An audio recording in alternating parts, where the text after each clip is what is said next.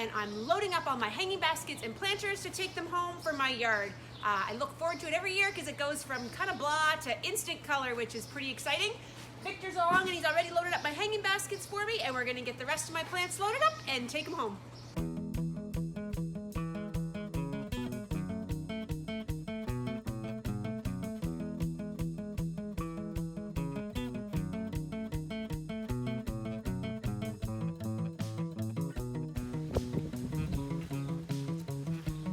Okay, that's it. We're all loaded up, ready to head home.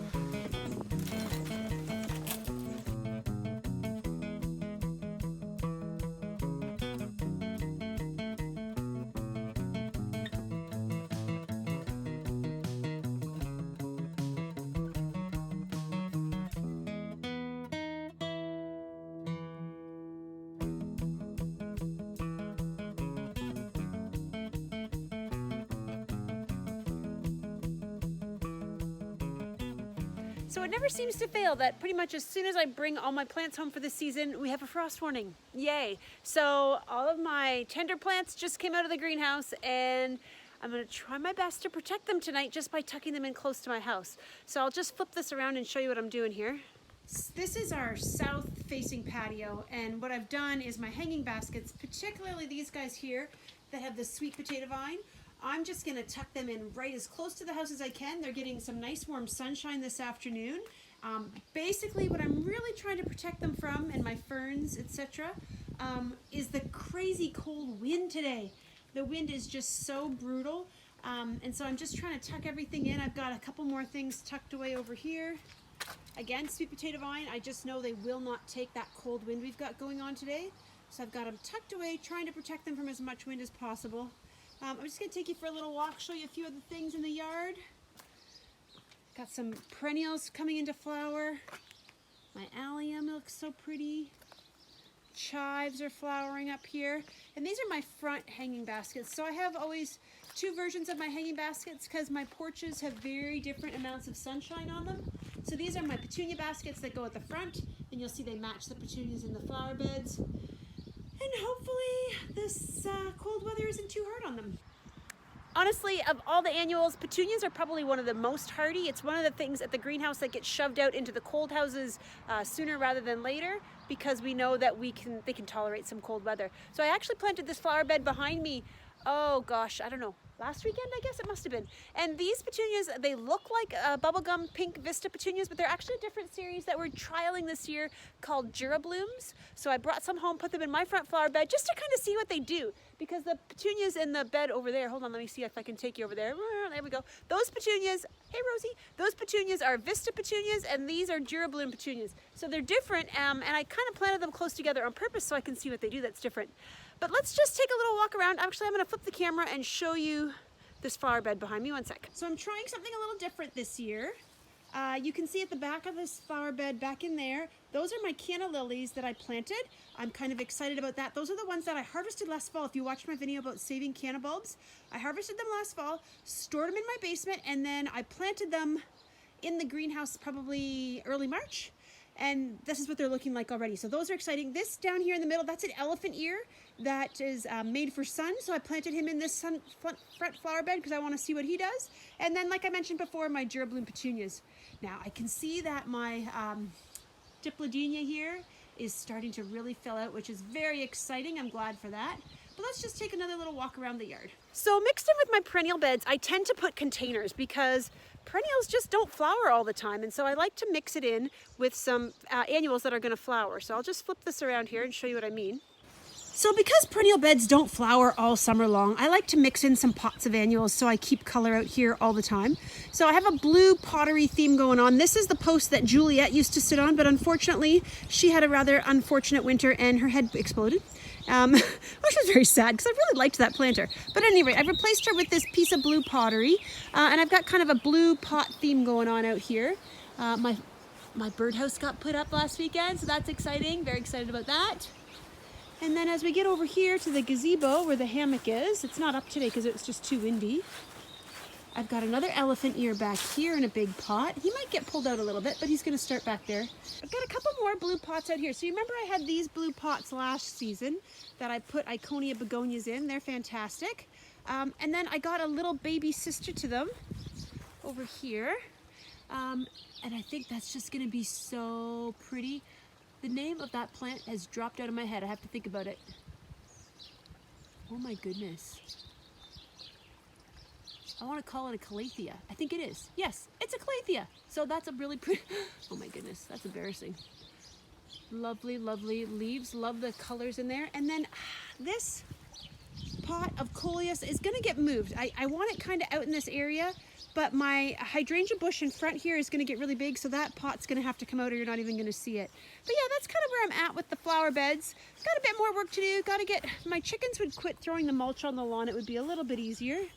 But I have these guys all planted up. I've got a baby wing white begonia in the center, and then I put Iconia Miss Malibus around the outside, and a little bit of Lysmachia in the front there that'll drip down, kind of trail down. So these two pots match, which is kind of fun. And just to kind of give you the whole scope of the garden, I'll back up a bit here. And that's our gazebo. And then we go over in the birdhouse, and then we're around to the front of the house again. We are definitely still enjoying our asparagus patch. It's produced so many asparagus that we've had to get a little creative. Chris found a recipe a couple weeks ago that's really fun. And we've kind of renamed it. So it's it makes like a guacamole kind of dip, but you make it with asparagus instead of avocados. So for lack of a better name, I've started calling it Asparaguacamolagus, but I'm thinking there's probably got to be something, a shorter version that's maybe better. I'm just going to go check out the asparagus patch and see how it's doing. So as you can see from all of the stumps, we have eaten quite a lot of asparagus already this spring. But honestly, I think I could come out here twice a day, especially on a warm day. A cold day like today, they don't grow as fast. However, the rain that we've had is certainly going to help them to grow. But honestly, some days we pick like, I don't know, 3 pounds at least. It's crazy how much asparagus is. But like I said previously, this is a really mature patch. We've had this patch for, I don't know, 10 years maybe? Something like that. There's been a few crowns that died off that we had to replace. But for the most part, they've done really, really well. So for my Asparaguacamolagus recipe, how many do I need, Chris? You're the original guy. Usually use like a bunch. A bunch. We need a bunch of asparagus. That's a really specific quantity. So we're gonna go with a bunch. I'll probably get another little handful here, and then I'll head to the house. So our recipe for Asparaguacamolagus is not our own. Chris found it online on All Recipes. I'll post a link in the video description. But we've kind of, I don't know, varied from it a little bit, and you will too, depending on how you like your guacamole. You can change this to match. So it's pretty simple. All you really need to do, take your asparagus, chop them up, put them in a steamer, and cook them until they're nice and tender. And then you're just going to transfer them into your food processor. Now, I'm not making a big batch, so I've got my little food processor ready to roll. And I'm just going to puree it.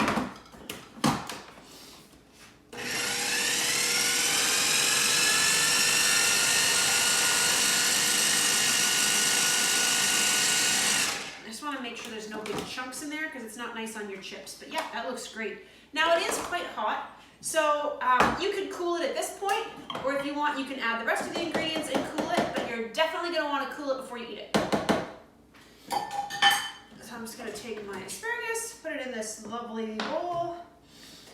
Now the only other thing I'm really going to add to this is some sweet pepper, some jalapeno pepper, some onion. That's all I put in for vegetables. You could add diced tomato if you wanted to. It's not something our family prefers, so I just leave it out. And to that, I'm going to add a couple tablespoons of Greek yogurt, some cilantro, lime juice, salt, and sugar. Pretty basic stuff. I find if you use the thicker Greek yogurt, you just have a nice creamier sauce. And I don't bother measuring. You probably should, but I don't bother. I'm just going to put in a big bloop of it. Okay, and then after I get my yogurt in there, I'm just going to give it a little stir. You can already see it's starting to look a little bit more like guacamole than it did. I'm going to dump in my veggies. You could definitely squeeze a lime if you wanted to have really fresh lime juice. I just buy the bottled lime. I'm gonna put in about a tablespoon, but honestly, again, it's gonna depend on your personal preference. I buy cilantro in little squeeze tubes like this because I find when I try to grow it, it bolts and goes to seed too quickly, so I just put in a little squeeze of that. Some salt.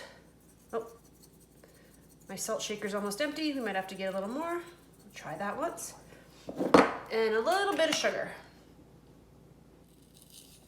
I don't want to put too much in. This may be a little heavy. Okay, and then I'm just gonna give that a stir. Now the recipe online does call for Worcestershire sauce.